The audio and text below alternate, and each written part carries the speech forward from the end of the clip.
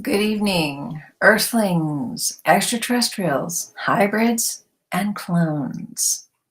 All of you Cosmic Disclosure fans out there, welcome to the Cosmic Disclosure Hour. I'm Kim Aston, your host, and tonight we've got a real full schedule, busy night full of all kinds of exciting things. I've had some people text me and ask if they could be on tonight. So we've got people that are wanting to come join us to talk tonight about all these experiences and wonderful things. We always start the show off with Emery Smith's Cosmic Disclosure episodes. And tonight we are going to be discussing episode 5 of season 1. And it is called Hybrid Creatures and Secret Bases. So it's just going to blow your mind. It's, as usual, it's just another gripping story, one story after another tonight. We're going to be covering all kinds of stuff. We're going to answer the questions too. We're going to answer some questions tonight. I posted them during the week. And so what we're going to find out tonight is what can likely remain after being in DNA, after being stored for a long time. What can be remaining in DNA after being stored for a long time? Number 2, do cloned cells lose integrity with multiple reproductions, or do they remain intact? Good question. What is the physical address for energetic consciousness? What is the physical address for energetic consciousness? You'd never guess. Okay, and what are the side effects for a being that is grown in a vat or tube instead of a womb? What are the side effects of that? Of being grown in a vat or a tube instead of the womb? Crazy questions. And lastly, we're going to find out what are some strategies of the secret operations for picking destinations to build bases. What are some strategies of secret operations for picking destinations to build bases? What are their strategies? What are they looking for? How do they do it? Where do they start? We're going to find out all about that tonight in the Cosmic Disclosure Hour. Welcome, and we're glad to see you here. It's going to be a busy night. We've got a lot of people that are, or at least a couple people that are going to come to the chat tonight, and maybe we'll have new people that would request to be on the show. If you don't even want to be in the show, just hop in the chat and chat away. We like your questions. So what we're doing here, if you're new here, what we do is we cover Cosmic Disclosure episodes, and right now we're at episode 5, and David Wilcock is questioning Emery. Emery is a whistleblower. He's an insider, and he's coming out with a lot of information. He's not coming out with it all, because he's done that before, and he's basically been given the message to cease and desist on some things. So he holds back a lot of information, but maybe he'll get to be able to reveal more of it later. So now David Wilcock is asking Emery about his clearances in the beginning.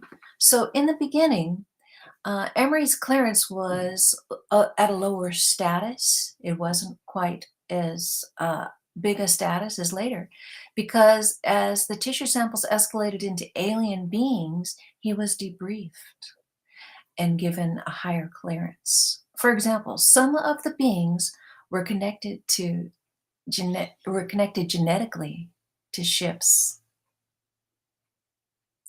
So he was also briefed when he was working on a hybrid, and it was an actual tiger humanoid hybrid that had gone wrong. It was an experiment that had gone wrong. And Emery said it was not alive, and that it was disfigured and horribly dismantled. But it did have beautiful green eyes and had a lot of fur. So I do have some pictures. I created a couple images going on the description here. Now, this is just something I did. This picture right here kind of gives you an idea of what a human hybrid feline would look like, a tiger would look like. Now, Emery said it actually had, it was like disfigured. So that means like maybe the eyes weren't level like this, and maybe an ear could have been shorter or longer. But this is kind of an example of what you might find in the hybrid situation that they're conducting.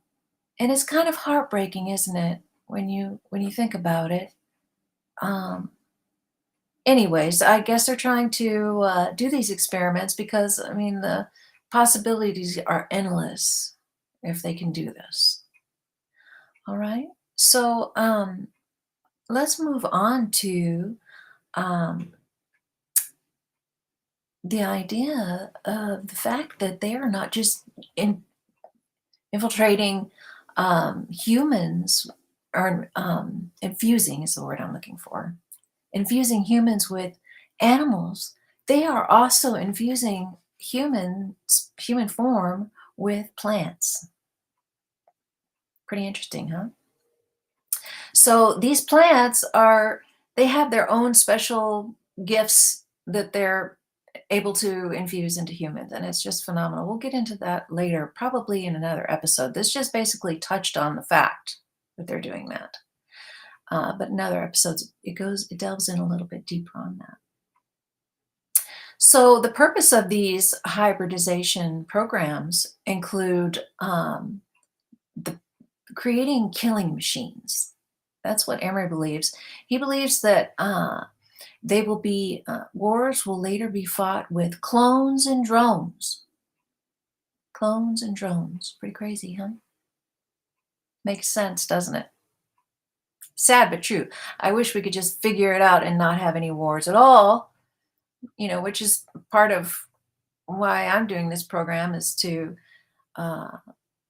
help with the disclosure and get the message across to people. We need to evolve before we can be brought into the fold of all this technology, because every bit of technology that we're given, we want to turn it into a weapon. So yeah, that's why.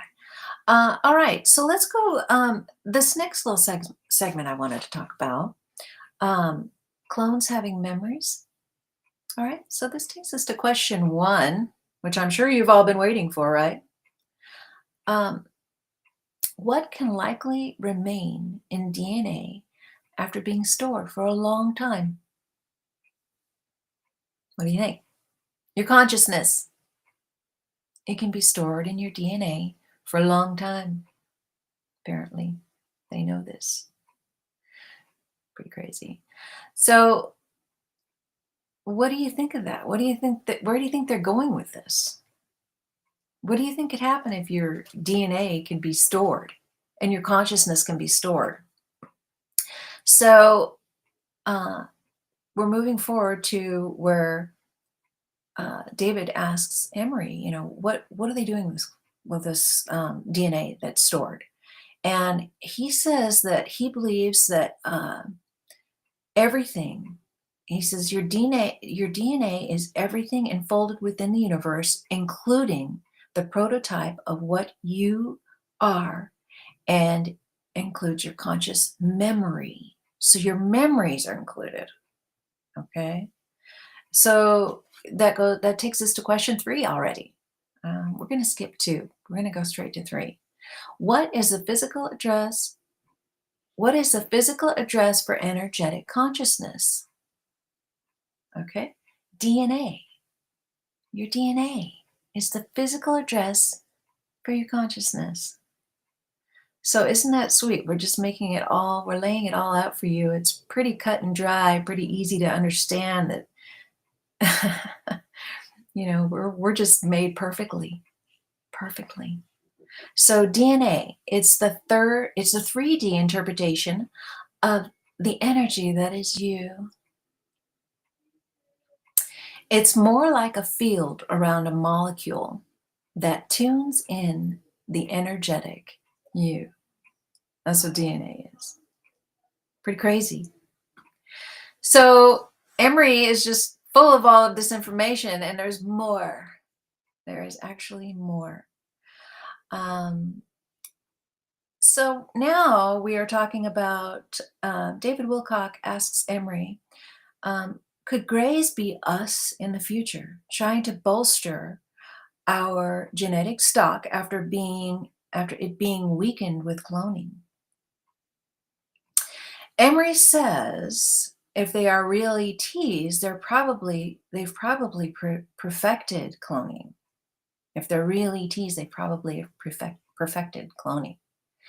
Now, he says if they're escaped hybrids forming their own civilization and want to take over Earth, that would be a possibility that they're failing. Interesting, right?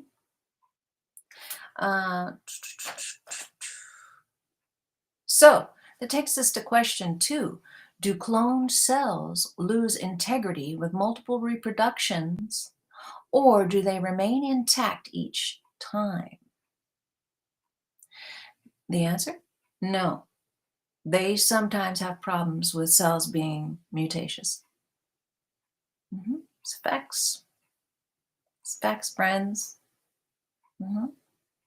So we're still in the beginning stages of learning how to do all this stuff, and haven't perfected that. We haven't gotten that part down yet. Let's see if anybody's in the chat. Not yet. So, we've got a couple people in the chat. Hey, we got Patrick Gregory. My soul not included. I love it.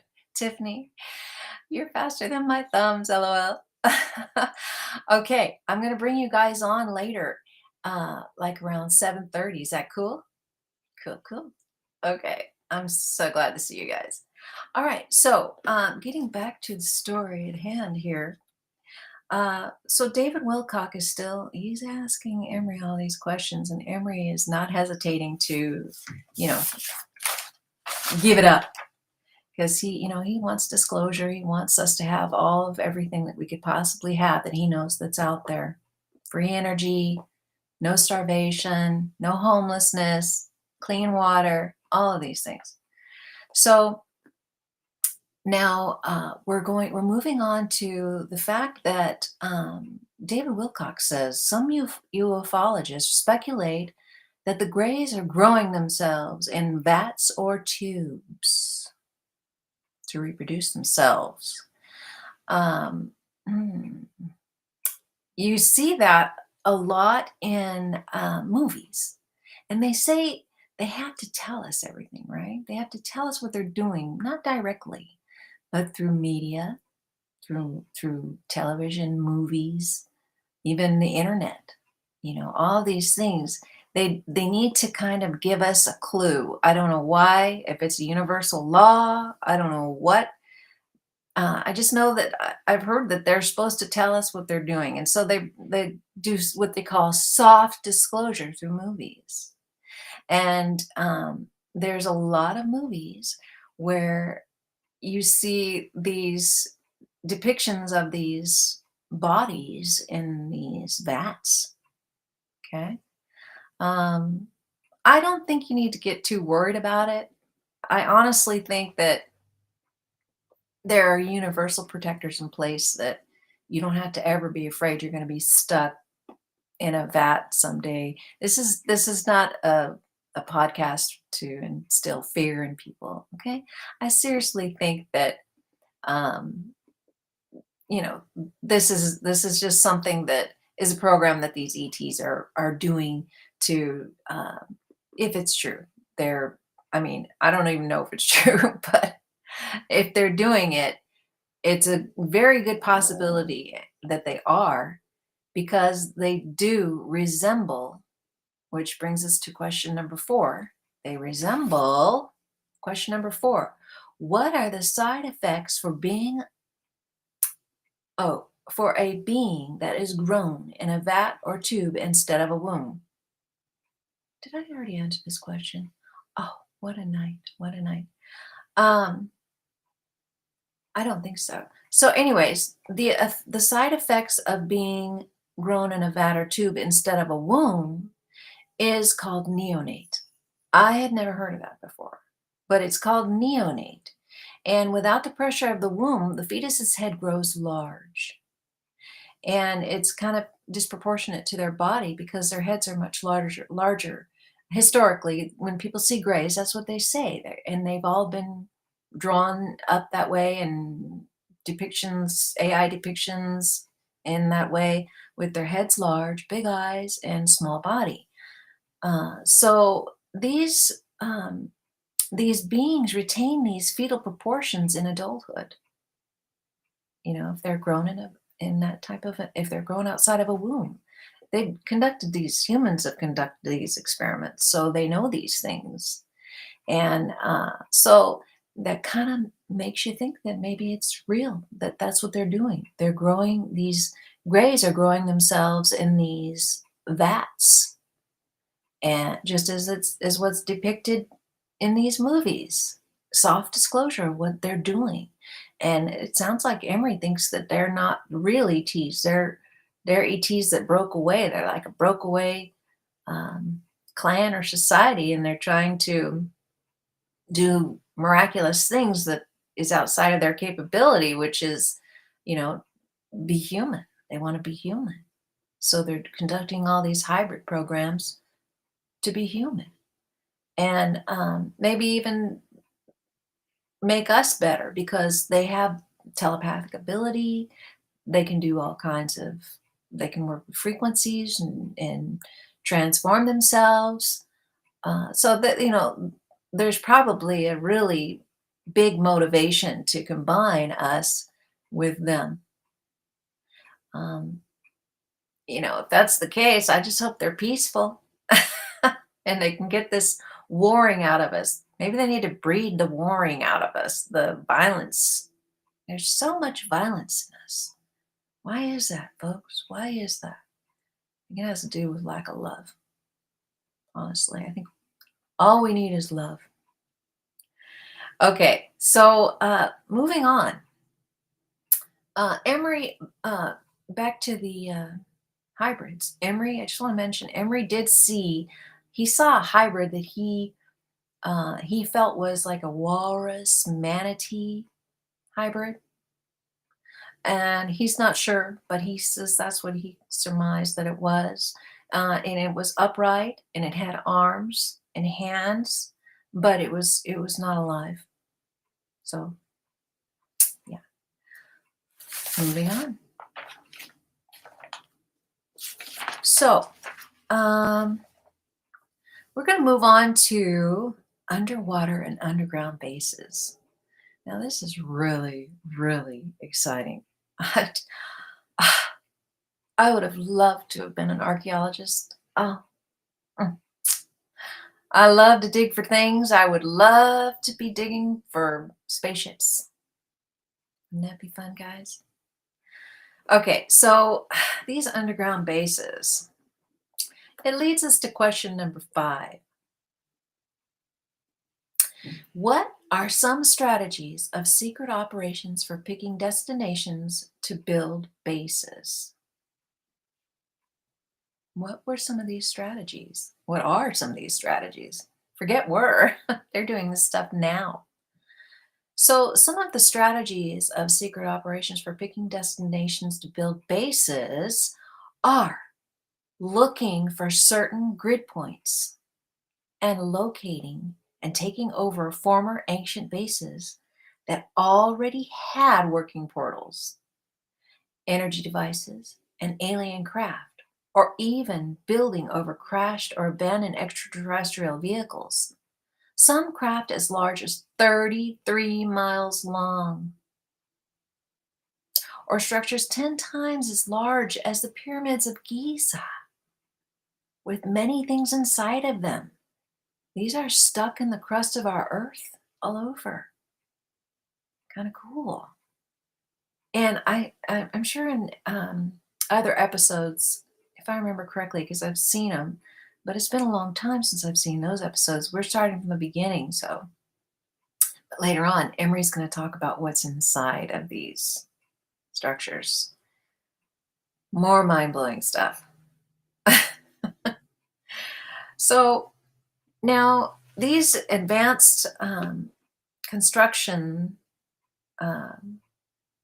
facilities underneath the ground were detected by special devices, special radar devices that can go into the earth and see anything. And then what they do, well, let me just read it a little bit. It'll be a little bit better than me just explaining it on the fly. These, first of all, the oceanic bases, some bases were discovered not built and exist beneath the ocean's crust, not on the sea floor. Construction is done by tunneling up from beneath. And they did this so that they could go undetected. And they used gravitational vehicles that are immune to ocean pressure. So, one of the first questions David asked, well, wouldn't they be crushed by the ocean's pressure? Well, these vehicles dematerialize or shift frequencies to pass through objects or terrain.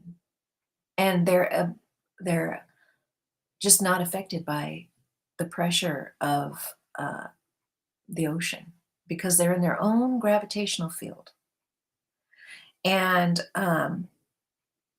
we use our own alien reproduction vehicles. So these are reverse engineered alien reproduction vehicles.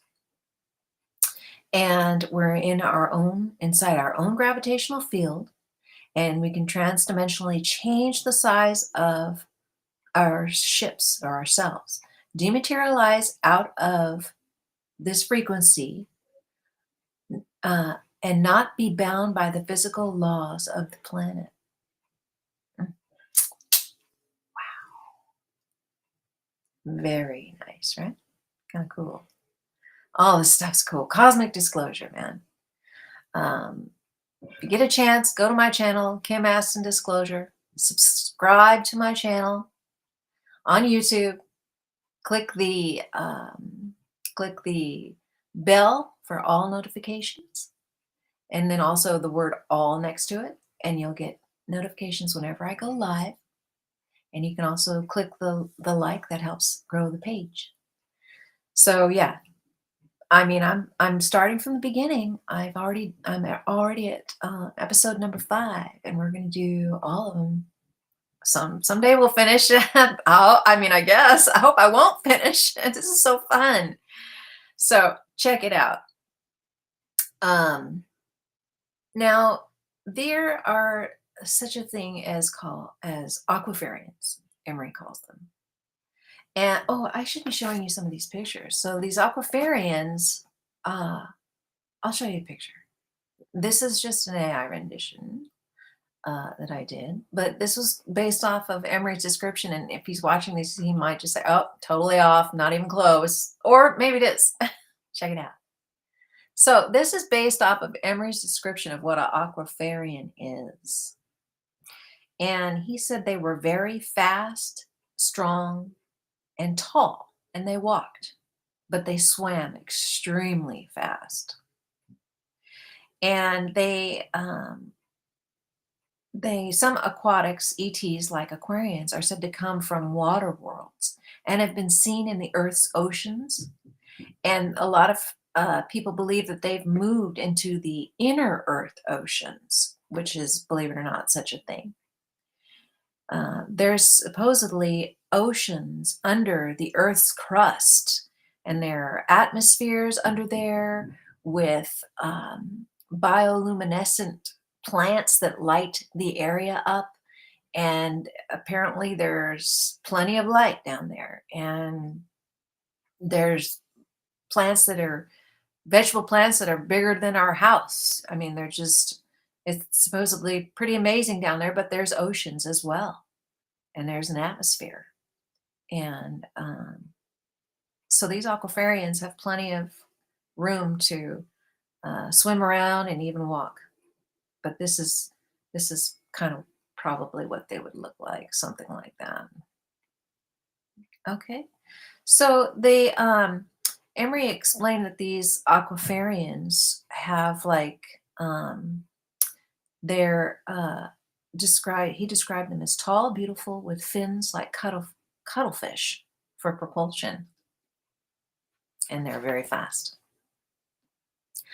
We're getting close to bringing on our chat friends. I'm just going to finish up here a little bit. Just want to touch on a couple more things. David Wilcock was talking about the Kappa myth, and this is a Japanese legend of a water-dwelling humanoid with a head indention that must stay filled with water, and it may stem from hybrid experiments. The bowl may regulate electrical voltage, and it's not just for water respiration. So this is just what Emery was saying he thought it might have been. It is like an experiment gone wrong, because why would you chance it? Because when this creature's head with the cup filled with water would bend over, the water would come out and it would adversely affect the creature, apparently, according to the lore of the Japanese. And so, yeah, that's interesting. So ocean-borne intelligence, we'll talk about that briefly. It's speculated that intelligent species could evolve in oceans despite the lack of fire. Now, this might sound funny to you, but David Wilcox said there's no way that people could have evolved from the ocean because there was no way to have fire. And yeah, Emery shot that down. He says that's not a problem. Humans are could very well evolve just when they become land dwellers to do the fire. But I thought that was funny. I thought I would add that in there. So portals, time, space, distortion, and military experiments. How many of you heard of the Philadelphia experiment? Wow. I remember hearing about that when I was young and just really just thinking that's just kind of far out. Nice story, but now I'm starting to think that these things could be true. Now, the Philadelphia experiment was an alleged incident involving a battleship teleportation that may have been an early attempt at portal technology. They were welding, and when they were welding, they believed that they created massive EM fields. So what happened was the workers said a hole opened up because they're using like electromagnetic energy, and a hole opened up and their tools and materials started to go inside. And so, it was just, that's how they got the idea to start doing that. The loss of personnel in portals is common, Emery says. The technology isn't fully reliable. Soldiers were embedded in the ship.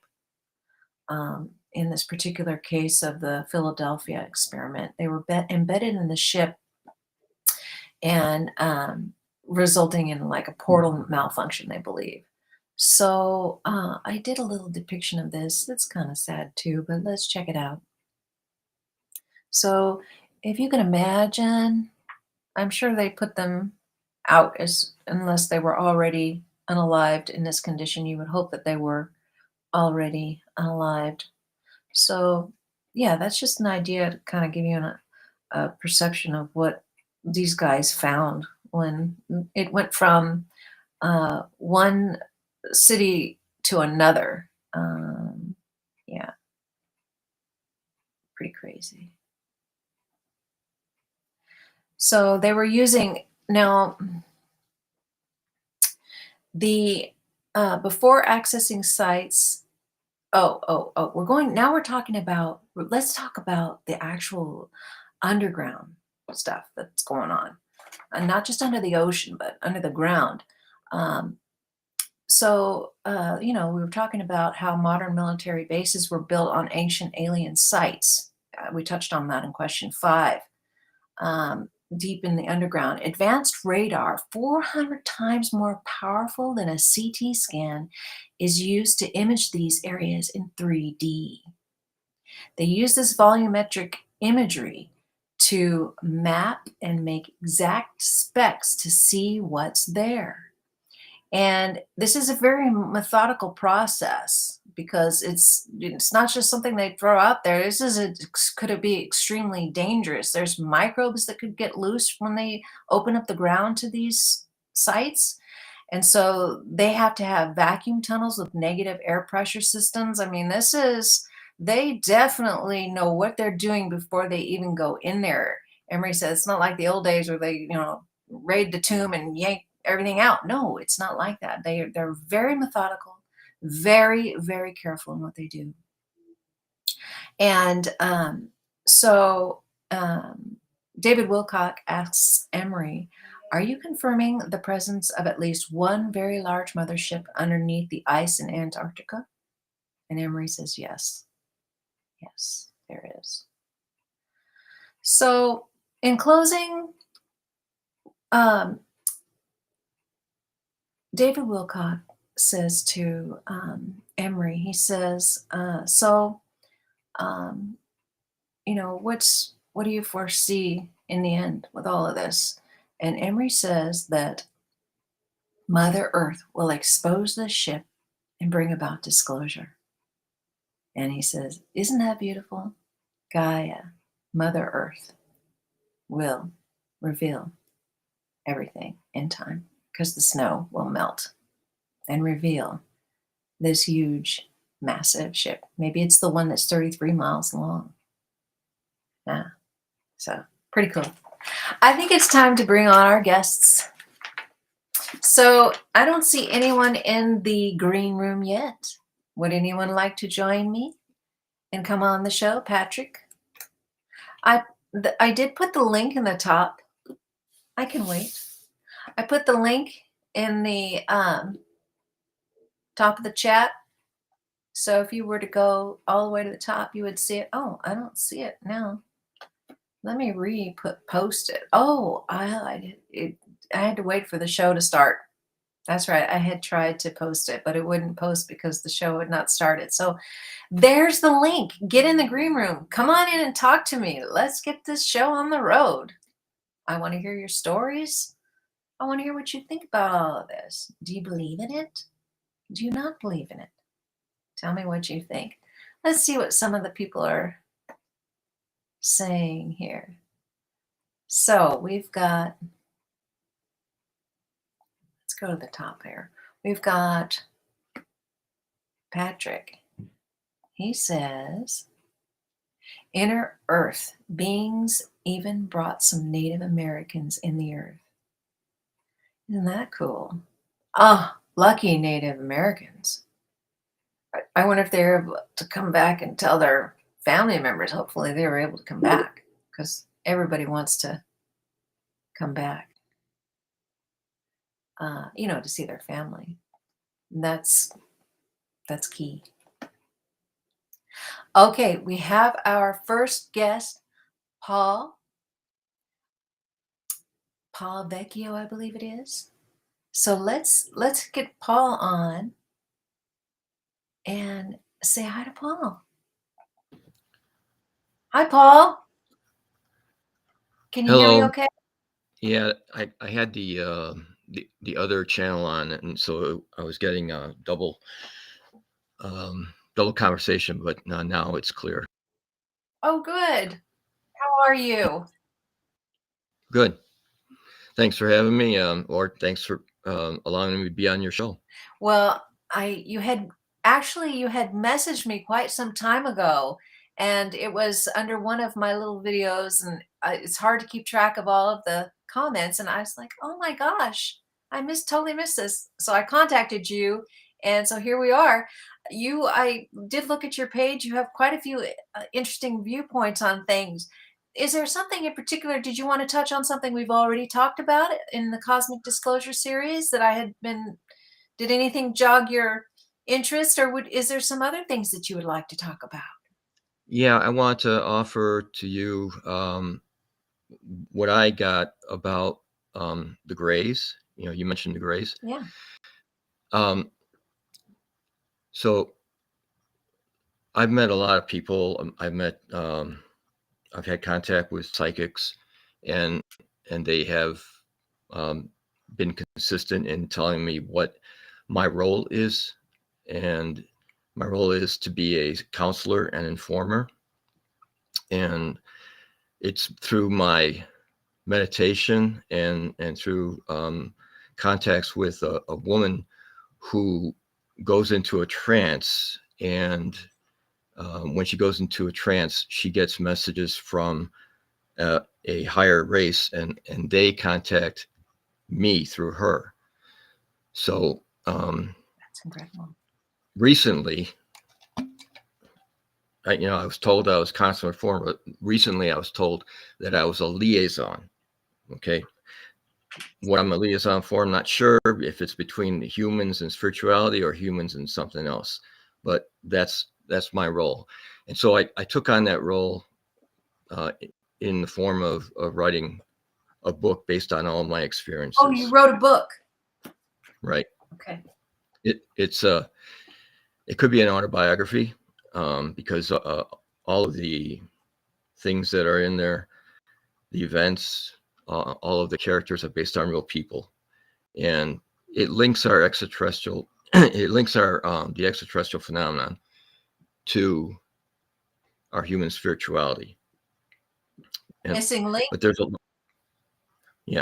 a link. Excuse me, I gotta. Sure, no worries. All right. So one of the women that I met a while back, her mother was in intelligence, and before she passed away, she gave this woman documents about Dulce, New Mexico, and about alien autopsies. And also, I have a document that is a copy of the briefing document from the Truman administration to the Eisenhower administration that describes the policies for Majestic 12. Now, the policies? Yes. Okay. Now, regarding the Greys, through the alien autopsies, they discovered that there were no internal organs. They only had, a brain, and they had the ability to move around. And what was their main organ was their skin. It was their skin, kind of like how leaves are, where they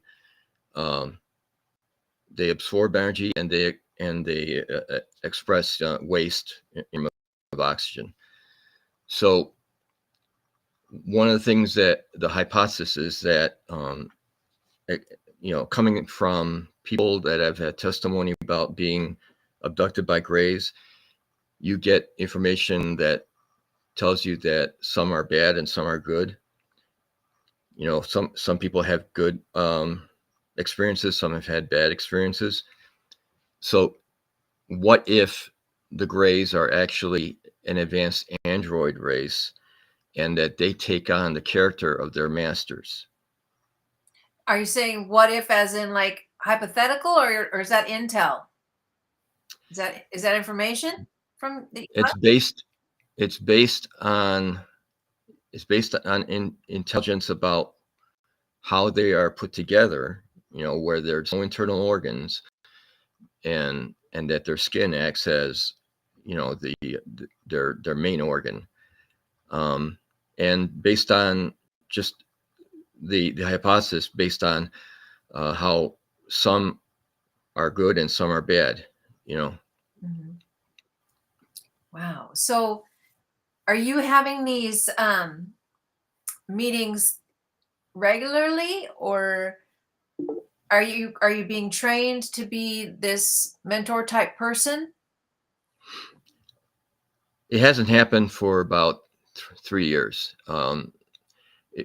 It stopped when I started writing the book. And the interesting thing is that when I decided to write the book, I wrote 31 pages of outline in one weekend. Now that's a lot to do in one weekend, and the fact that I didn't stray from that outline kind of tells me that I had some outside help. Mm-hmm. So you also mentioned our DNA. right? And I don't know if you've heard of a guy by the name of Roger Dean. No, I have not. All right, Roger Dean was he was a Army sergeant major, and because he was psychic, he could communicate telepathically with extraterrestrials. So the Army took him and tried to get him to get information from the extraterrestrials.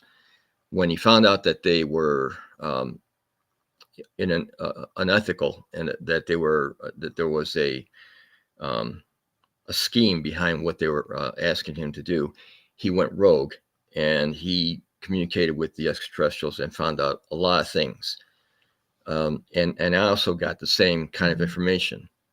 So when we dropped the bombs on Hiroshima, all right, it was like a fire alarm throughout the universe. Why? Because they recognized that we were like children playing with matches. And what we didn't understand was that great amount of energy, the release of energy in that small amount of time, actually affected other dimensions, not just ours. So they are very concerned about us. All of their inspections are, where we have done nuclear testing, or we have stored nuclear weapons. So, and it continues. All right. And when I talk about our spirituality, it's based on our DNA. It's our DNA, which is our original sin, not what the religion says is original sin. So it's our DNA that makes us violent, barbaric, have an irrational obsession with possessions, and being racist to the point of genocidal. And you combine that with our intelligence, and that makes us a very dangerous creature to them. That's why we are illogical and a social quarantine. We've been like that. And so they're monitoring us. The thing is that what I describe as disclosure is really not in our best interest, because if we were to have official disclosure, it would lead to contact. If we would lead to contact, we would have a transfer of technology. If we have a transfer of technology, our less ethical systems and our greed would take over, take that technology, weaponize it, and use it against the ones that gave it to us. And we would use excuses like, manifest destiny, the Monroe Doctrine, weapons of mass destruction, spreading Christianity, whatever, to justify going after a race that is different from us, and going after their resources. So if we were to have their technology and we weaponize it, there would be a preemptive strike, no doubt about it. Oh, yeah. So it is in our best interest that, and our governments know about it. They've been warned about this. So that's why there has been so much delay on the information come out. So, and that, they've been dragging their feet about this. The reason is that we're not ready for it. We need to improve ourselves spiritually. They want us to improve ourselves spiritually so that we can join with them, in the universal community. But it won't happen until we actually have fundamental changes in the way we treat each other and we treat the planet. Yeah, exactly. That's just exactly what I suspected. So where do we go from here? What do we do about it? It's just, are you getting any information on that? How do we evolve? It would take thousands of years. I don't think it would take 1,000 years, maybe a couple generations, but we've got to, in order for us to change, we've got to do it in baby steps. And the first thing to understand is that we are here, and what Roger Dean has mentioned is that Earth is a school for our for our spirits. Mm-hmm. Okay, it was set up because our spirits, which is an energy, is linked to us through our pineal gland, and only through the link with us could that energy experience love, pain, suffering, creativity, beauty, all of the human elements. Mm-hmm. They learn through us. And then if they learn the lesson and we pass on, and the spirit decouples from us and goes to another place, and they learn the lesson, then they advance. If they don't, they come back and they relearn the lesson. So Earth is a school for our spirits. And one of the prime things that we need to know is that we are here to make life better for others instead of making life better for ourselves at the expense of others. If you just follow that rule, you will be able to advance yourself spiritually So let's in say no that time. again. Make our lives better for others than just ourselves, right? Make life better for others instead of making life better for ourselves at the expense of others. At the expense of others. And that's key. I mean, that's kind of, I mean, every religion is even based on that. And I hate to talk about religions because they're the cause of all these wars when they're supposed to be living what their purpose is, which is exactly that, right? Right. So the book is called The Disclosure Paradox. Okay. This is your book? Your book Yeah. that you wrote? Y- It's called Yes. The Disclosure Paradox. Okay. Right. And it talks about disclosure, obviously, but the paradox, there's two paradoxes. One is that this disclosure will result in consequences that we did not expect or desire. Right. And the second is that the greater paradox is, and this is what organized religion is doing to us. How are we as a human race supposed to improve ourselves spiritually if we're not allowed to know what's wrong with us? Good point. So what, but we do know what's wrong with us. I mean, right? I mean, it's just the fact. Well, this thing about the DNA is being hidden by us, hidden from us. By the elite. Like some of And the elites know. in The elites know.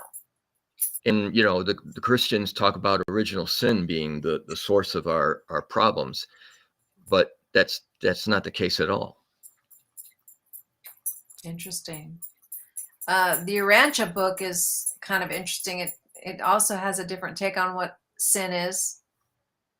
I'm reading that now. Oh, you are. I don't think we'll ever Yeah. finish. I mean, I don't think I'll ever finish.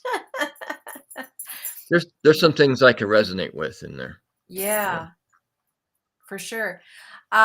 So I was going to get on another guest that was in the green room who's not in there now, but he probably has some input on what you were talking about as well, because he has his own experiences. Have you actually had any physical experiences with any of these beings? So one thing that I write about in the book, again, everything in there is based on my life. When I was an officer in the Air Force, I was a construction manager at Wright-Patterson Air Force Base, and one of my assignments was to go to Foreign Technology Division. Foreign Technology Division was in a building that had no windows. It was a renovated warehouse, 2-story warehouse. It was surrounded by motion detectors. And even if you had top secret clearance, you had to be escorted around. And once you got into the building through the double doors, there was no directory, no numbers on the doors, no names on the doors. People that worked in one office didn't know what was going on in the other office. Mm-hmm. Very hush hush. Yeah. So my project was on the second floor, and it was to put computer systems on the second floor. At that time, in the 80s, computers were very large. So my job was to evaluate the condition of the facility and compare it to the drawings that the contractor has to make sure that there was no chance of a change order or a modification. Mhm. Anyway, so I look at the drawings, and they're called as-built, and as-built means that it's the condition of the facility prior to construction. And I'm thumbing through the drawings, and I notice that there's a floor plan for a basement. Well, this is a warehouse building, and warehouses normally don't have basements. So I thought that was kind of odd. And the outline matched the outline of the building. And I thumbed through some more, and I see a detailed floor plan for a 70 by 90 foot cryogenic chamber in the basement. And that's when I reasoned something was going on over there that they were hiding. And I kept that information 5 years after I left the service. And only when I read the book by Phil Corso called The Day After Roswell, where he describes shipping the cadavers from Roswell to Wright-Patterson, did I make the connection. Mm-hmm. So that's the first thing that kind of put me on this path of, inquisition, of understanding that we weren't getting all the information from our governments, and that there was much more to learn about what is around us. Mm-hmm. Hey, And hang then, on, Patrick. Hang on, Patrick. We're talking. I want to get to those, but just one second, Paul. You were talking about a facility that you had been to in which there was not supposed to be a basement, but there was, where cryogenics was happening. Did you see any frozen people? Any frozen no, beings? I had I only had a need to know to go on the second floor. There was no way that they would allow me to check out any of that facility without an escort. And I don't even know if my escort knew that there was a basement either. Did they have like a label on the door that said cryogenics, or how did you know that it was cryogenics? Did you see? It was on the drawings. In the drawings. Okay.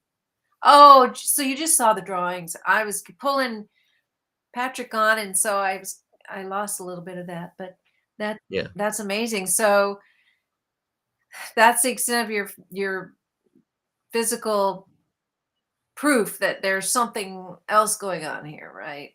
Something else. And then the rest of my experiences were all spiritual and meditation, going through a wormhole, and another one was seeing where all the spirits go between lives, getting their information, and then going back to whatever life they had to go to.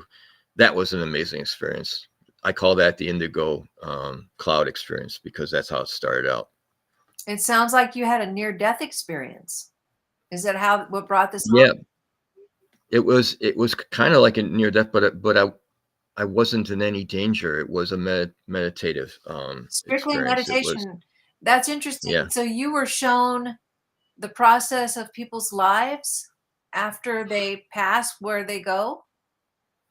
So I'll describe it to you. I saw a indigo cloud, and not only did I see it, but I had a euphoria, which a happiness that I never ever felt before.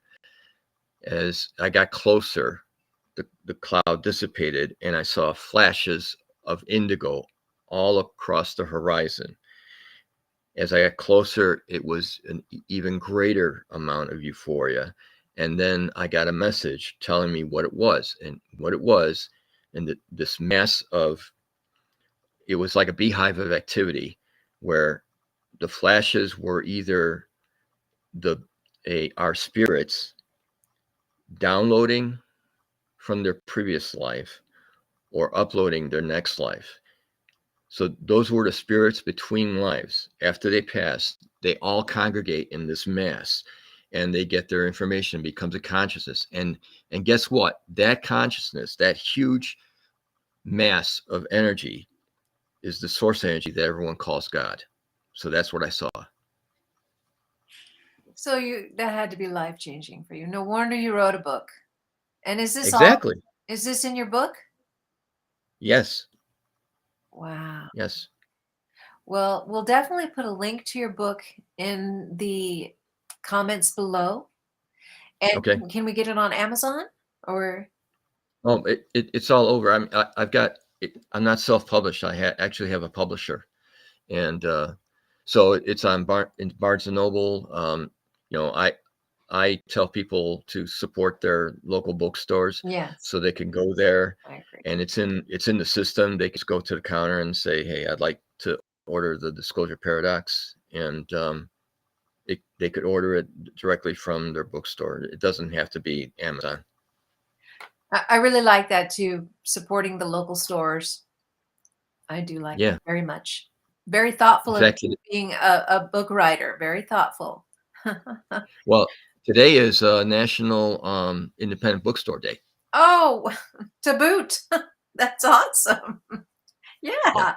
Well, I think Patrick would like to come on and share a little bit. He's been listening to your story as well. Patrick, what do you think about all that Paul has been through? It's pretty amazing experience that he's had. Mhm. Like I've had some experience where in meditation where Sasquatch was coming in and he came closer, then I find myself going inside his eyeball. And then all of a sudden it felt like I was in outer space and I was just floating. And this That's is awesome. telepathic. Hmm. So your So your spirit moved towards his eye, and then you just kind of felt like you went in. Yeah, I went right in his eyeball. Yeah. That must have been a cool experience. Yeah, it is. They like sharing stuff like that. That's really amazing. I was riding on one's back one time. I Wow. wasn't meditating or nothing. I was just sitting there, with my eyes closed and just experienced all this with my third eye. that's awesome. Yeah. Meditation is great. I mean, I've had some fun experiences myself, but I haven't. I don't think we all feel that we've reached the point that we want to be at, right? With meditation, we all want to like go beyond. But I for sure, I want to get to where you guys are at, going into meeting like Sasquatch and having other beings to communicate with. That would be just, I mean, come on. I mean, that would, you got to feel special, guys, right? You got to feel special. Yeah, well, the Sasquatch are pretty picky. Not interested in me, right? Yeah, I don't know. It depends on, because all different tribes are different, they're just like us. They all have different personalities. It just happened Hmm. so fast for me. From the time I got in my car and drove to a location was less than 30 minutes. And I got my experience as soon as I got out of the car. Wow. Nice. So, Patrick, I hypothesize that the Bigfoot, Sasquatch, the Yeti, I think that they're like they're sentinels, they're extraterrestrial sentinels to watch over the nature of the planet and kind of guard the planet in that way. What are your thoughts? Yes, they are the original custodians of Earth. They were here before Okay. us. Yeah. Okay. So I'm right. Yeah. Good. But they're also our elders too, because I don't know if you ever hear Daryl Anka channel Bashar. You ever Bashar? get? Yeah, Bashar. Yeah, Bashar said because the Anunnaki introduced their DNA with the hominid on the planet at the time was Homo habilis, which is the Sasquatch. But the Anunnaki didn't do to all the branches, and that's what the Sasquatch we know today that's evolving alongside us. If the Anunnaki never did that, we'd all be Sasquatch right now. That's just so crazy. And they taught us in school what Darwin's theory or whatever. We evolved from apes, but this takes it to a whole nother level, which just seems more practical. Yeah, the only thing they got in school here is yoga.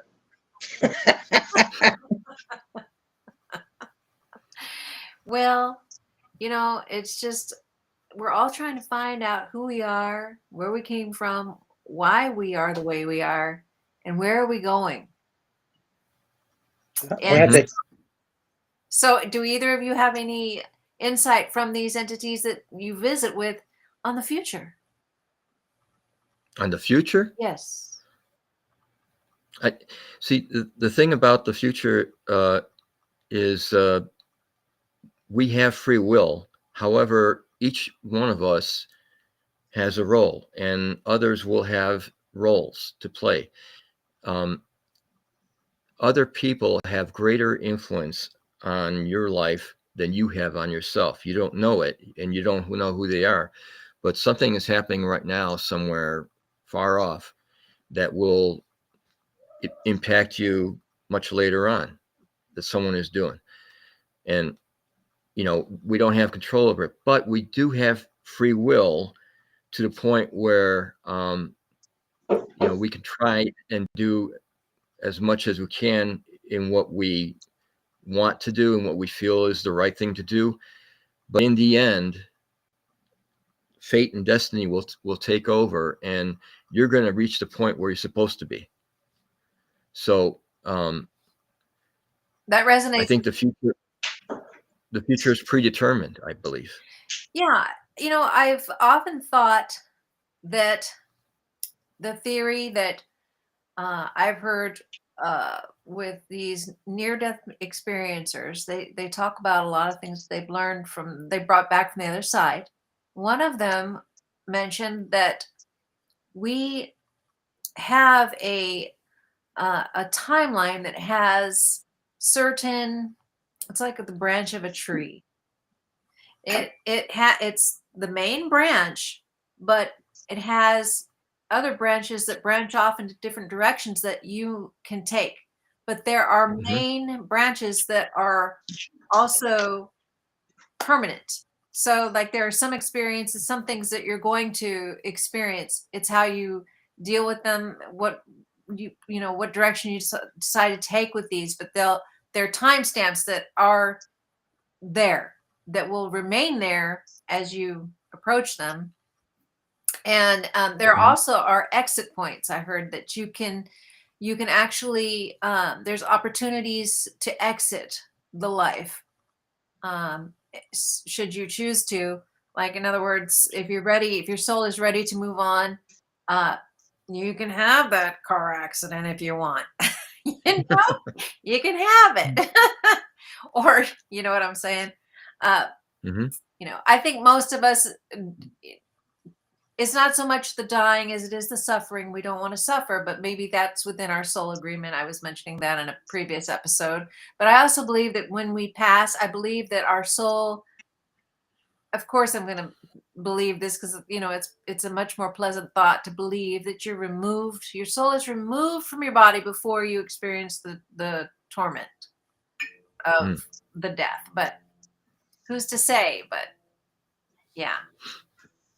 I'm still here and kicking to talk to you guys about it today. So Tiffany says, do people not go to mental institutions for saying these things in this timeline? I hope not. Well, today's age, no, but back in the day, yeah, people just think. Actually, my wife thinks I'm nuts, and that's why she left me. So, oh, right, that is what it is. I wasn't going to turn my back on it. I'm experiencing these Sasquatch, and I'm not going to walk away from that. I've been into it since I was 7 or 8 years old. Yeah, you can't. You've got to be true to yourself, and it's unfortunate that happened to you, Patrick. And I'm sure you're all the better for it because you don't have to hold back and not. Well, everybody's got to be their true self, and it has a lot to do with the humanity and the earth. Because if you start to change, that's good for the earth and humanity. Because it's the divine law of one. We're all interconnected. That's what God is. God is all that is, everything that exists. Yeah. Wonderful. So did you ever check out the Sandia Wisdom for the Ponte? The what? The the Twitter account with the Ponte. Tell me about it. Tell us about it. Oh, at Sandia Wisdom. Okay. I heard a story that Sue Walker on a podcast said that the Ponte are the ones that had the interaction with Travis Walton, and they felt responsible for the accident because their ship had a malfunction and it zapped him and flew him, and he was dead too. He hit a rock and broke his neck, so the Ponte brought him back. That's the real story that Sue said. You're saying Ponte? I'm thinking Indian. What? But yet spaceship? What do you mean? Is the Ponte? Is that a type of alien that I don't know about? Yeah, they're from Pontel. Their planet. They're Pontel human. Have you heard of this, Paul? Nope. So tell us about these beings. This is the first for me. They have an information station in the Sandia Mountains in New Mexico. And star nations that come in to visit the Earth, they turn to the station for information. And as Ponte did inform the star nations when they come in that we're having a pandemic, stuff like that. So they're interacting with us. It sounds like you would think we'd heard more of them, but there's probably a lot of different ET out there. Like Emery Smith talking about there's a difference between ET that are genuine extraterrestrials. They genuinely care about us and have good intentions for us. And then there are factions that are maybe not authentic extraterrestrials that are cloning themselves and doing nefarious things and want to take over Earth, want to control us, cause problems. What do you know about that, Paul? I have heard testimony about, and also one of the characters in my book, based on a real person, had an attack by what we call the Archons. Do you know who the Archons are? Yeah, I've heard of them. All right. So they're a interdimensional malevolent race, and they feed off of our negative energies. They're emotional vampires. They're addicted to all the pain and suffering that we experience on this planet. And just like addicts, they want more. And they have a lot of power. So they can influence some very powerful people through rewards to promote the negative energies on this planet. So we are in, and we've always been in a spiritual war. So what is really happening is that, you have malevolent races and you have benevolent races in the universe. When we ascend, we ascend to a higher being, and usually they're benevolent ones. When we don't ascend, when we return back to Earth, it's like recycling, and it just makes things worse. Mm-hmm. So if we were to ascend, we can join in the ranks of the benevolent ones and fight the malevolent ones, so that we can win some battles. That really continues to happen out there. It is in the best interest of the bad guys that we continue to have all of this war and suffering and pain here, because that keeps people from ascending. And so they would win the battle. If we ascend, right, they'll lose. Correct. And my question is how is this going to all end? Now, Emery was saying that, the disclosure could happen and there would be no more of all of this negativity. But yet at the same time, there's that fine line between disclosure and us doing negative things with what they give us, Right. technology and all of that. But I mean, the only disclosure that I think that we would be the most effective would be like what we're doing now, word of mouth, to let everybody know that we're all kind of being controlled through our emotions, and Yeah. we need to stop thinking it's a woo woo, and Yeah, woo. yeah, well, you go ahead and stay here and think everything's woo woo, and we're gonna move on. It's just it's happening though with the advent of the internet more than ever. So let me explain something to you that is a universal equation, okay? And that is that the beings that we see around us, that are monitoring us and stuff, they're not necessarily more intelligent than us. They've just been around longer, and they've been able to sustain evolution for a long time, much longer, like in the millions of years.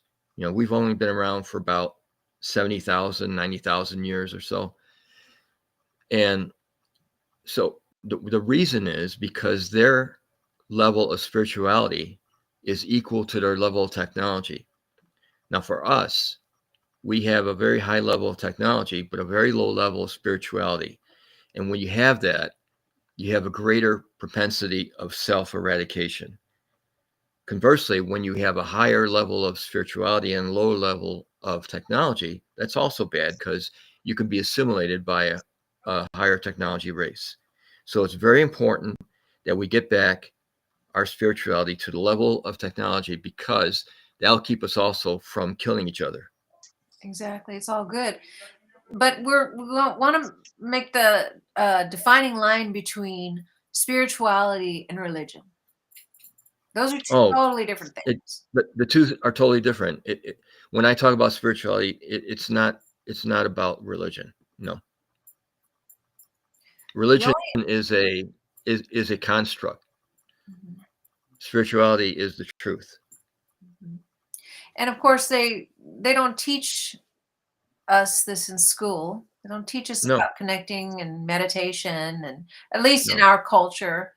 Uh, In fact, the Christians think meditation is like summoning the devil. Some extremists are actually thinking that people that meditate are demonic, and that is so dangerous. well, I mean, to me, it's prayer. Prayer and meditation are one and the same to me. So, uh, it's all So perception.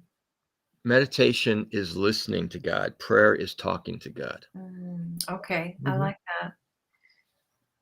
Well, when you are getting to know yourself, that can be threatening to religions, because that's what you're doing when you're meditating, is you're becoming to know yourself, and that can be threatening to religions, because once you know yourself, you're less able to be controlled. Correct. And Yeah. there's a lot of money being made at Oh yeah. these big churches. Yeah, that's a whole nother podcast though. But yeah, it's just one of So these days. it's important to know that there's nothing like hell. There's nothing like heaven. No, As I mentioned, hell don't exist. yeah. So it's all a construct. It's all to control. It's all to just, I guess, force some ideas on people, and we're being kept from the truth. But my role is to try and open people's eyes about what our existence is, our relationship with the rest of the universe, why we are here, what we're supposed to do while we're here, and how we can make things better. Well, I can't wait to read your book. I'll tell you, the more you get connected to your higher self, that's a natural buzz you have. You're high all the time. You're like naturally enlightened. That's Yeah. a good point. Yeah, and you can also, when you're meditating regularly, I've heard that the better you get at it, the more easier it is to get to that state, that theta state. Like anytime you're stressed, like at work, if you're Mhm. really good at meditating, you can just go there instantly and have that tool to use in your life. So there we go. We're Well, plugging I, meditation. but I could tell you this though, that I didn't consider myself a good like meditator. I think everyone should courage to try and meditate because it's a gift that we have. And I think the meditations that I got were intentions that, you know, they were messages sent to me. It wasn't something because I was such a good meditator. It was because it was meant to be. And a lot of people that haven't meditated, maybe there's a message waiting for them, and then they should try it out. Exactly. And I think meditation is going to be part of the process of disclosure and getting everyone to reach that state that we're trying to get to, where nobody is wanting to kill each other, right? Right. Yeah. I shared those meditations with you, right, from the Girl of the Universe, right, Kim? It's a lot of mental telepathy too. It's a full body clearing. And another one is your highest timeline. You know, for it's called the solar flash homework. So what are we talking about? They're guided meditations. Guided. Yeah, Yeah. I sometimes do guided meditations. I like to mix it up and do both guided and unguided, because Yeah. I want the guide from the other side to guide me too, not just. Hmm. Yeah. But yeah, there's specific ones for the pineal gland, and reaching certain frequencies. I pretty much have frequencies playing when I'm doing things. So, Great. Hmm. but that's Yeah, that's I agree. definitely. So let's see what Tiffany says. She's what do I do with my mouse here? Tiffany says the one I learned years ago was from Laura Cabot, called The Crystal Countdown. It's in her book Power of the Witch. Um, Anybody hear that book? No. I got a bitchy woman living up the road though. That's funny. So she says, um, it's energy. It creates energy. Actually, that's the goal. Create chaos, aka free energy. Oh, she's referring to those negative entities. So how are you guys dealing with these negative? Thank you, Tiffany. How are you guys dealing with these negative emotions? I've noticed myself. I've tried to, when a negative emotion comes over me, I think, oh, somebody's trying to play me for some emotions, and I control that in that way by being aware of it Right. and changing You my know, thought processes. And also, you can say thanks for the lesson and send it to Earth. send what to Earth? Yeah, whatever's coming up for you to the surface, you just say thank you for the lesson and send it to the Earth. I like Send it to that. them. Yeah. Yeah, so this is a big time matrix we're living in, and I think it's good to try to do what we can to play the game to the best of our abilities, and be aware of it. There's a lot of people walking around just blind. You know that, right? Yes. Yeah. I think they're sleepwalking. That's what I call it. It's like The Walking Dead, but it's not actual zombies. You know. Right. Right. Exactly. Wow. So how are we doing time wise? Anybody want to talk about anything else? Anybody got any questions? It's about almost 8:30. Well, I was wondering, can you bring one of the Sasquatches to the podcast? I would love that.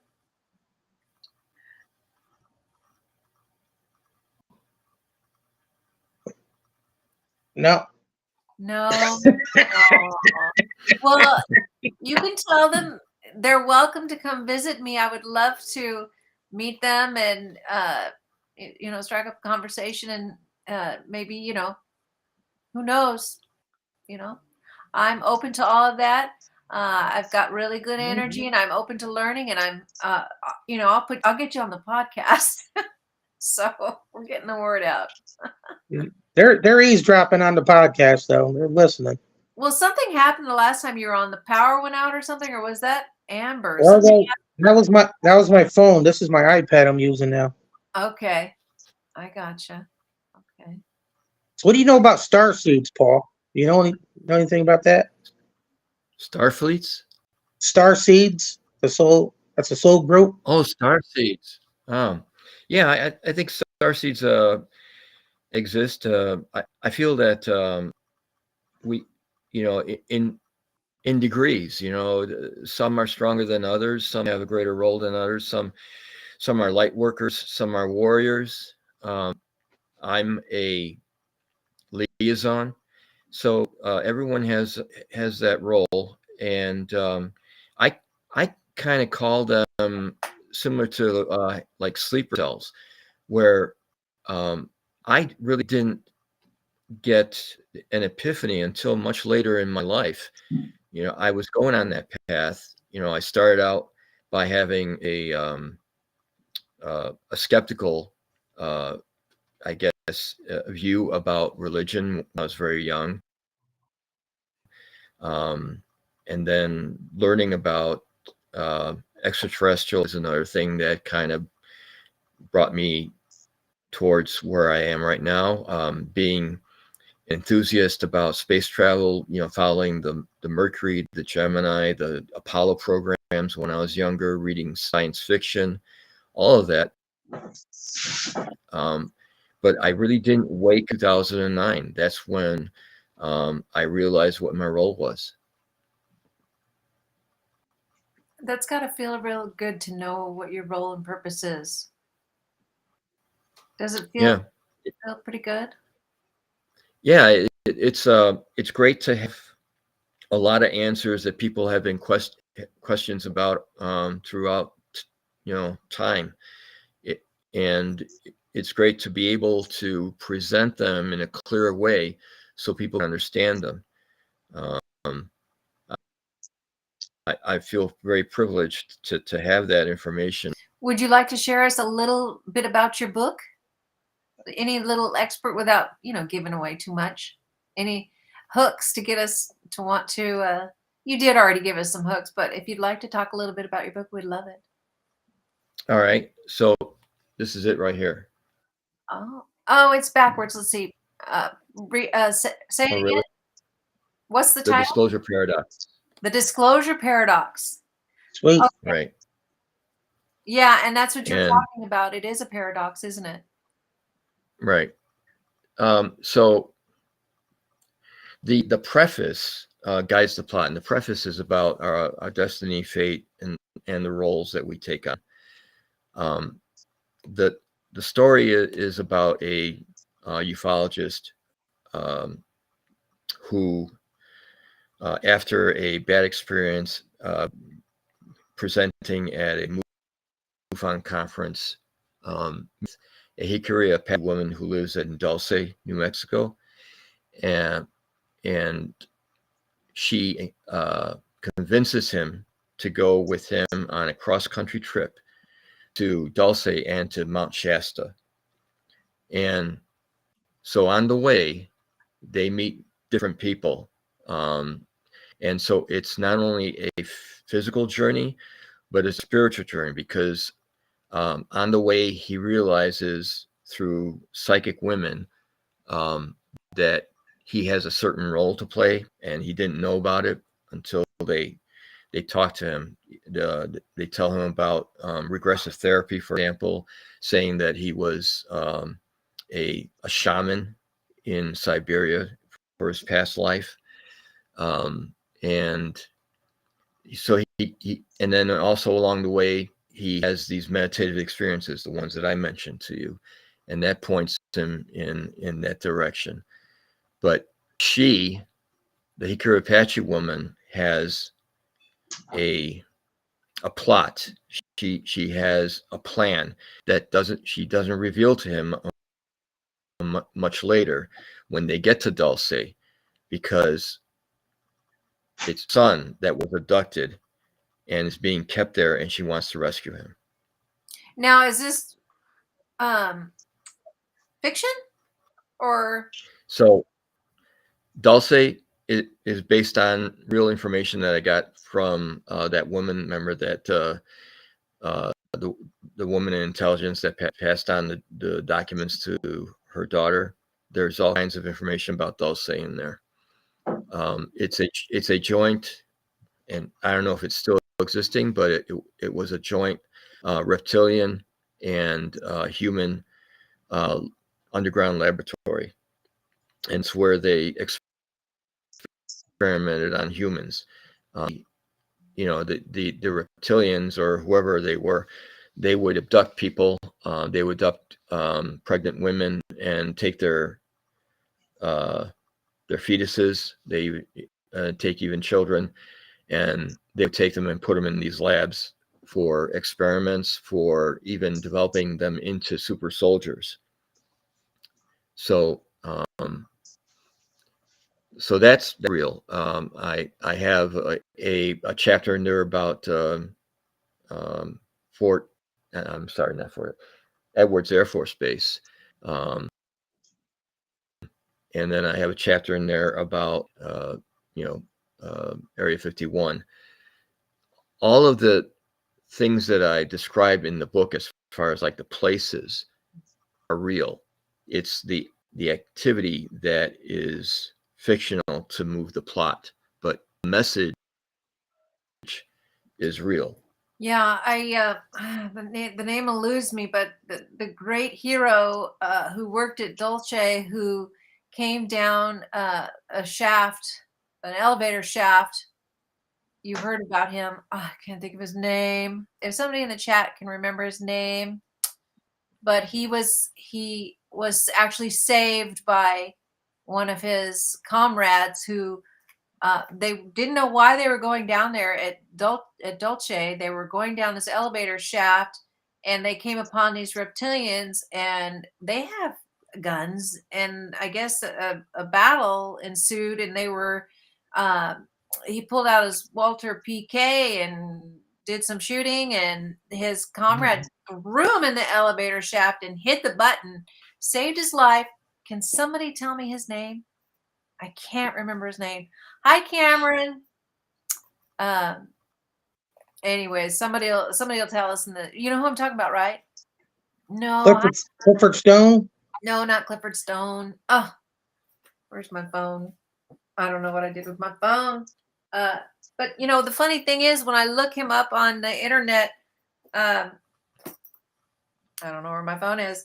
I can never find anything on him. I think my phone is under my doggy. Maybe. But they definitely. Oh, I can't think of his name. Cameron, who is it? Who is the guy who had the battle at Dulce? Went down into the shaft there and had a battle. He lost his fingers, and wow.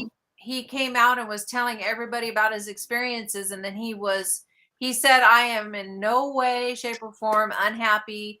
I do not want to commit suicide. I plan on having a full life." And basically, I think he was found hung or something. I can't remember the exact. So many such bad things befall them. But anyways, Dulce is a real place. Is it closed down now? I mean, I don't know. I think it's not as active as it was in the peak years in the 70s. Mm-hmm. Yeah. No, it wasn't Randy Kramer. Well, I'll put it in the comments later when I get his name again. Oh, can't think of his name. But that's an incredible story about the battle that he had with these reptilians. So, Paul, you're talking about these beings that are trying to control us. It is the reptilians that you are referring to, right? The Draco, right. to be specific. Yep. Correct. The lower lords. And yeah, I mean, they've been here since forever, right? Right. They were here before us, were they? Oh, quite likely. Mm-hmm. And So yeah, I mean, the crazy thing is they don't walk among us. They're Right. we never see them, and I guess they can function better covertly than they could if they were out in the open, or unless they're, you know, told to by the Galactic Federation, you know, keep a low profile, don't harm these humans, let them evolve. You think that's what's going on? No, I think my hypothesis is that the reptilians, because and the archons, because they fear the name of Jesus Christ, because that's what repels them. And I got that from testimony from the guy who I fictionalized in my book. He's now a general, but he had an archon come out of the ceiling and try and suffocate him, and that was because he is psychic and his mother is psychic, so there was something going on there. And of course he's very religious, he's Christian. So what happened was he just out of the blue, he said, "In the name of Jesus Christ, I command you to leave." And sure enough, that archon went back up in the ceiling and disappeared. My hypothesis is that there's something going on that they're trying to find out that we have that they cannot figure out. And that is, and you know, this will probably knock your socks off, but love is actually a big power that we have, greater than what you think it is. And these malevolent beings don't know what love is. They can't even synthesize it. But what the good guys do is when they are communicating to each other in ships and they greet each other with a feeling of love. And when they know that they're greeted by love, they know that it's a friendly. But if they were greeted by something and it didn't ensure of love, they know that it's suspect.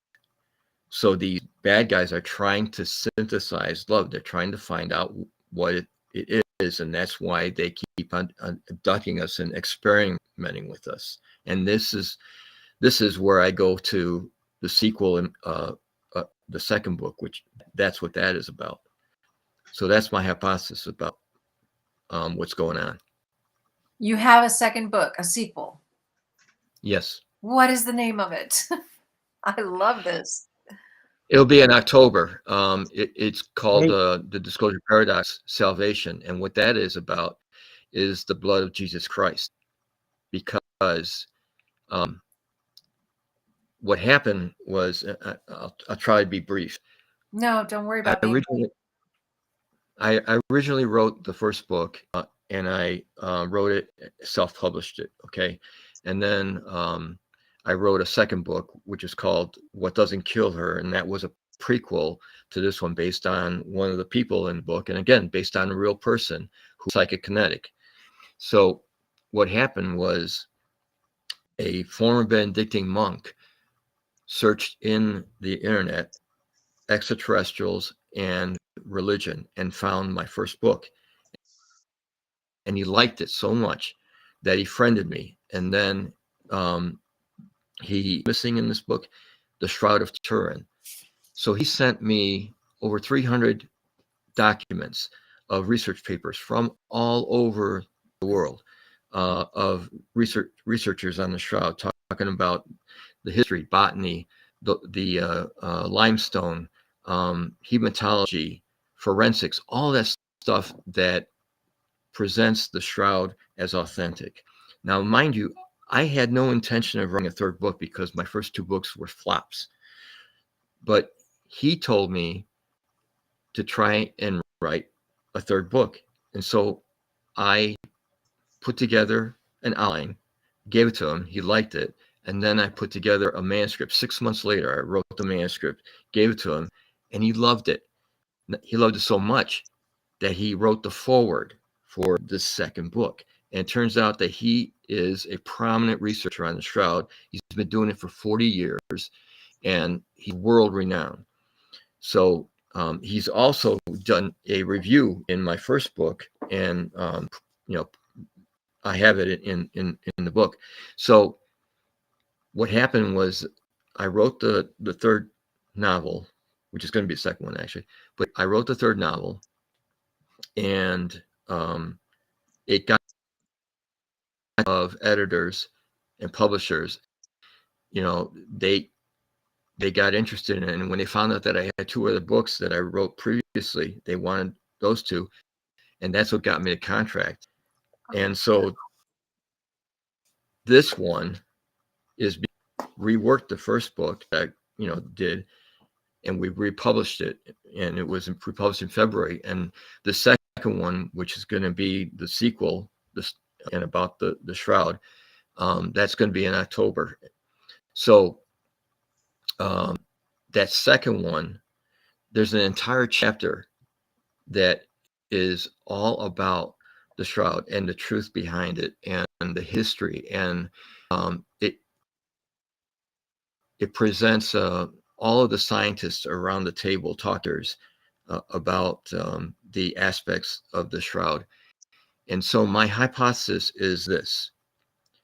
First of all, the fact is that the blood of Christ, there's no human match for it. Okay. Second, they've determined that his DNA is fake. So the hypothesis is based on 376 verses in the Bible that describes the blood of Christ, which is not an accident. There's a reason for that. And based on the fact that they talk about his blood washing away the sins of the earth, my hypothesis is that if we were to have a technology, if we were to have advanced technology, that we could take his DNA, harvest it, and then repair our own DNA, we could be like him, and we could also become more spiritual. Oh my God. Oh That's my cool. God. For the audience out there, for those of you who don't know what the Shroud of Turin is, it is a piece of cloth that they believe that was laid over Jesus, and Jesus rose from the dead. X-ray sort of, they believe some sort of frequency residual was left. It was a radiological event. Yes, because when you invert the shroud like an X-ray, it's an exact picture of It's a negative. the face of, it's the negative of what they believe is Jesus Christ. And Right. so they've done all these tests on this shroud. They've tested, like you said, the blood. They did the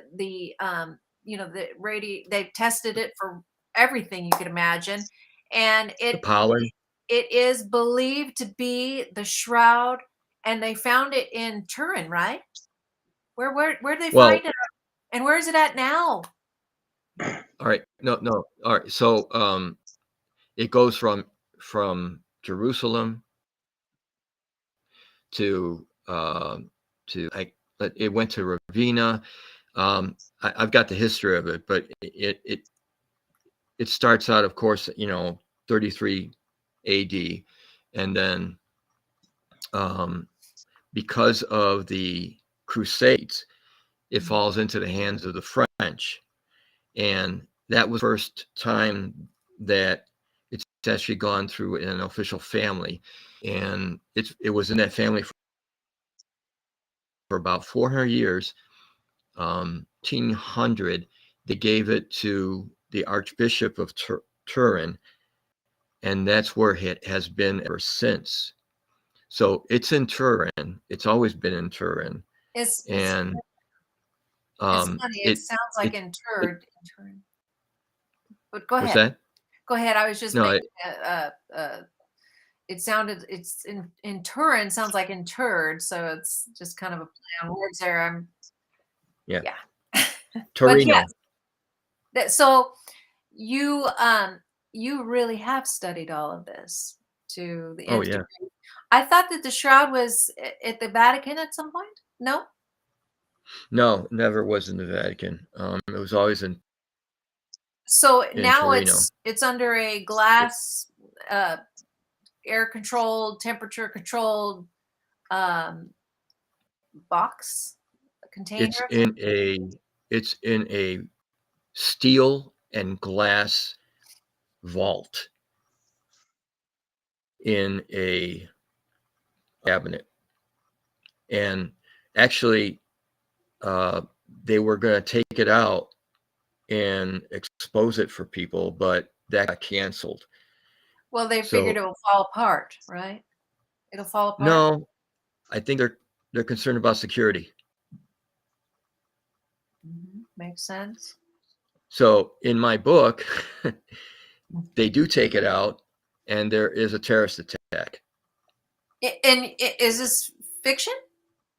Yeah, it's fiction. Oh, okay. Yeah. I mean, I didn't know because I mean, yeah, it could happen. But okay, so this is a great journey. Oh my gosh, an adventure based on some facts and throwing in a little bit of imagination in there. It sounds just fantasmical. Can't wait. It's better than the first one, I guarantee you. But you got to read the first one first, right? It's usually the opposite. Usually the sequel's not necessarily. Not necessarily.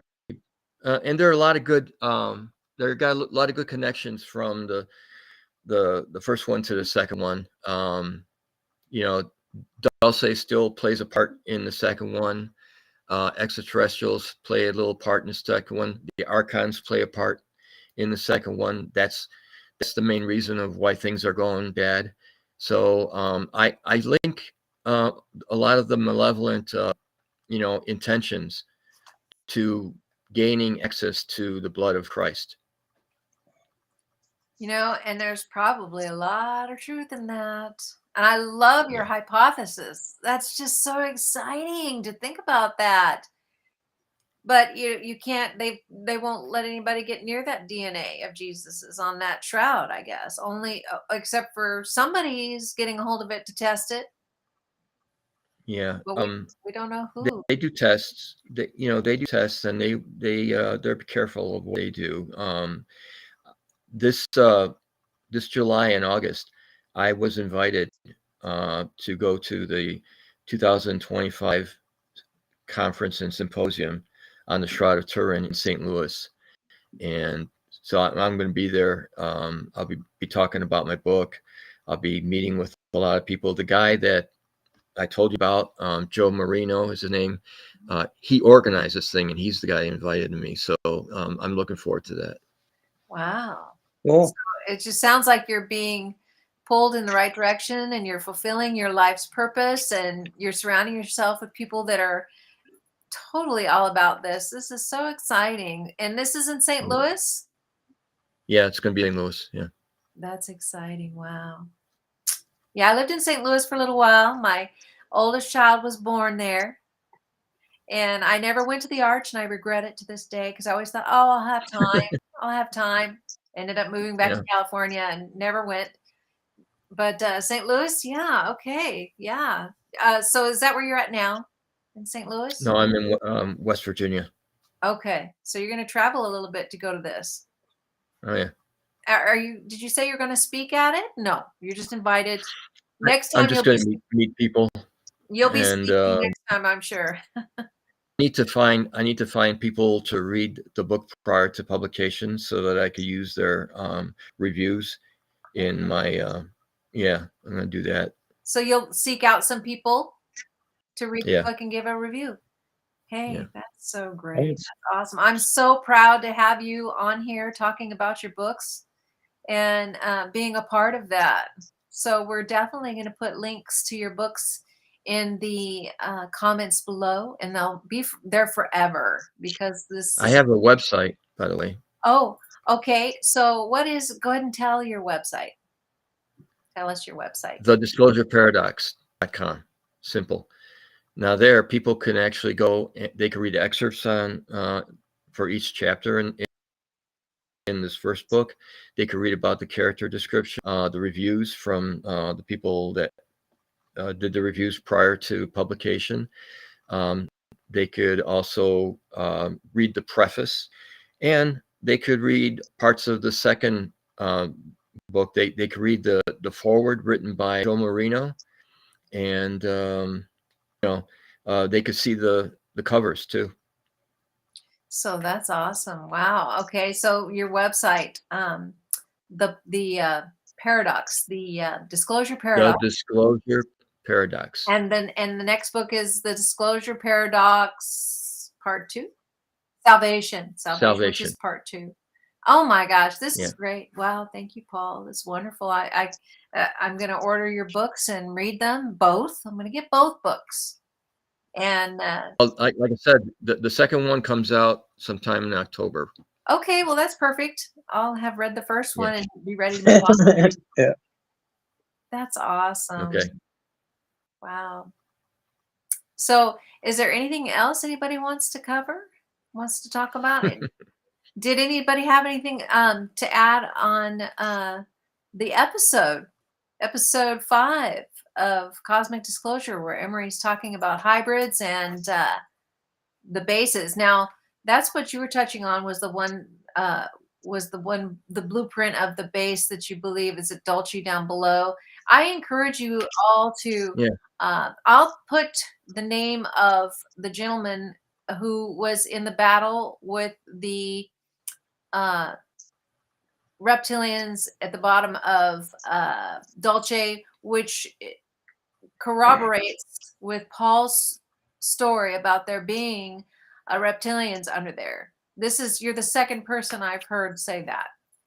And you know what's something about Dulce is that it's perfect because it's a very spiritual place for the Hikari Apache people over there, and there's folklore and there's testimony, and they act as the bouncers because it's a spiritual place, it's a sacred place. They keep away anyone that is curious about it. So no one they don't have to pay any guards or anything to keep people off. It's the town people that will keep people away. So it's a natural security element. That's really interesting. The townspeople are preventing people from coming near Dulce? Yes, because it's a sacred place. They're Native Americans. It's a reservation. It's an Indian reservation. There are about 5,000 people there, and they're very established. They have their lore. They talk about sounds and lights coming from the mesa. It's called the Archuleta Mesa, by the way, and it's real. It's real. Wow. Really excited about reading your books. Well, guys, Patrick, is good seeing you, and good meeting you, Patrick.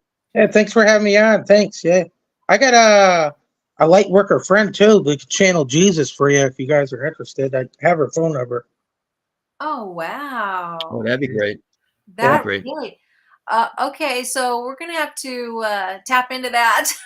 Yeah. My number one priority. Yeah. So, did you get the chance to do this yourself? Talk? I had her do light work on me, and she must have been working on my third eye chakra. That opened right up, and I seen a Sasquatch in my bedroom as clear as day. He had jet black hair and jet black skin, and he had both his fingers on his temple like this, with his eyes closed. Okay. I forgot what Jamie said that was what he was doing, but I mean that's the number one person you'd want to channel. I've had last time she worked on me, she says, I don't know if you've seen Yeshua, but he came in, and I did see some of him. I don't know who it was. He had a big bushy beard too. Wow. Yeah, he doesn't have a goatee. Well, I kind of wonder if he can manifest in any form that you would like to see. That whatever is in your own. I don't know though. I mean, the possibilities are endless. but he's the ultimate representation of love, Yes, he is. unconditional love. And And Sasquatch are love too. Their souls are pure love. yeah, I'm getting that from every time you come on and you talk about them. I'm getting that they're just real precious, sweet souls and Hmm. and good beings. So yeah, they probably have their own feelings about the reptilians themselves. If you know Oh the yeah. Well, I know some are good, some are in between, and some are bad. So it's the bad and the in between make the good ones look bad. You know, nobody want you can't so trust them. are there some bad Sasquatch? I Or think so. Kawani Lapsarita said something about the Cabal or the lower lords have captured them and manipulated them, so and sent them back out to cause destruction. Patrick, you were showing some pictures. Can you show those Yeah, pictures yeah. before we I just don't keep know. them up a little bit longer? I So know we, the name of this guy.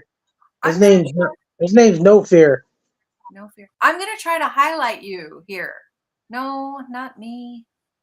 I I don't know why I'm. Oh, I think I know how to do this now. Hang on. Let's go back here.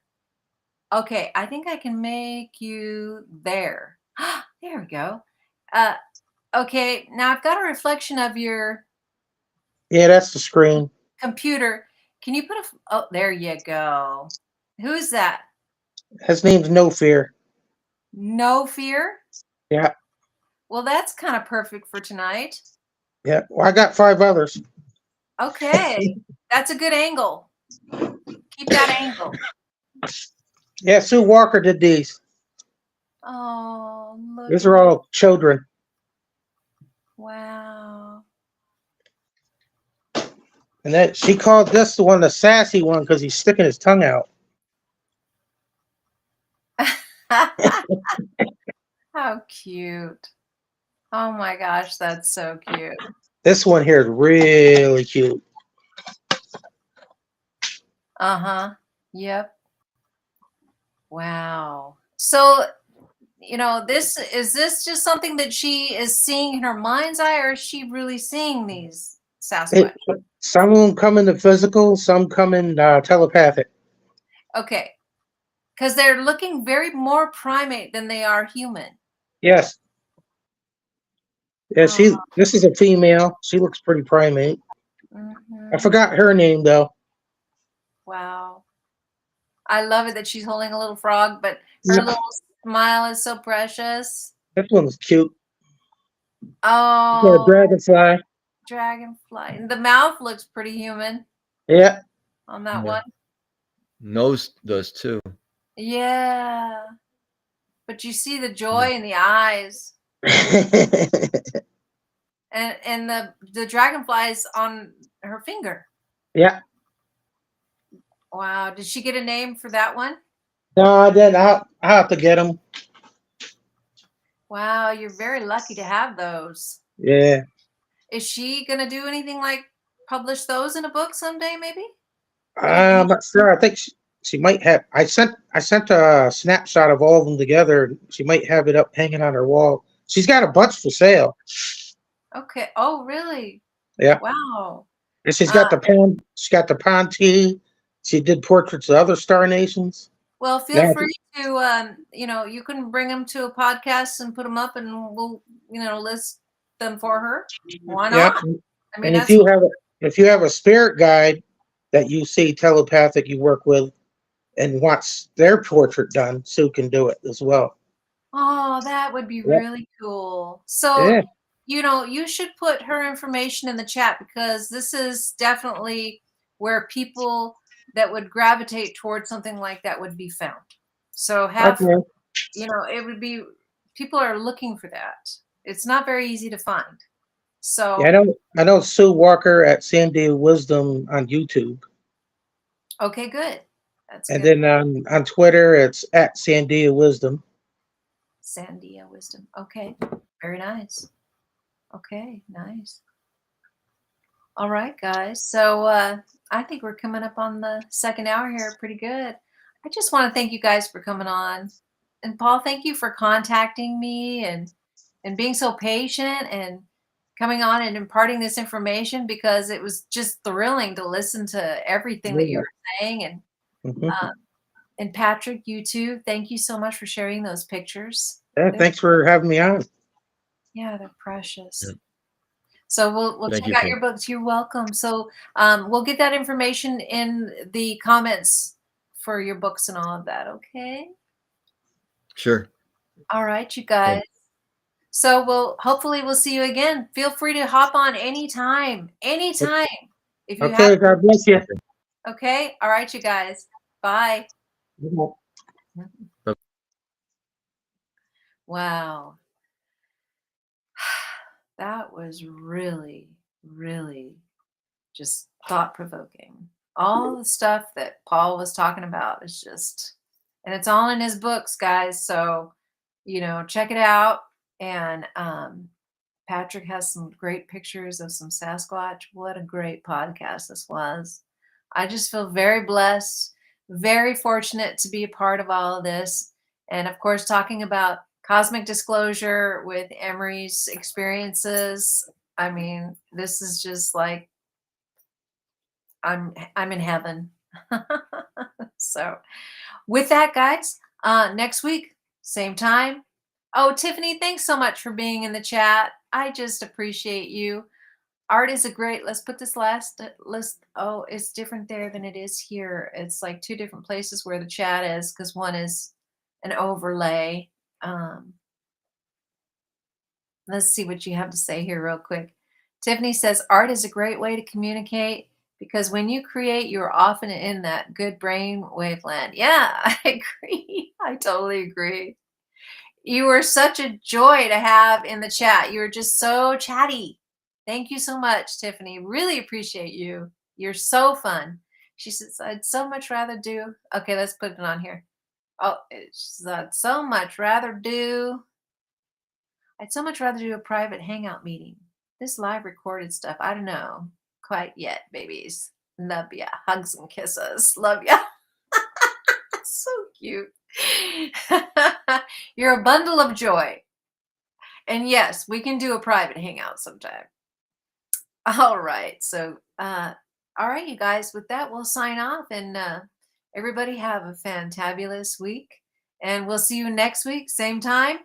We're going to do episode 6 of season 1 with Emery Smith, being interviewed by David Wilcock. All right, guys, have a good one. Bye.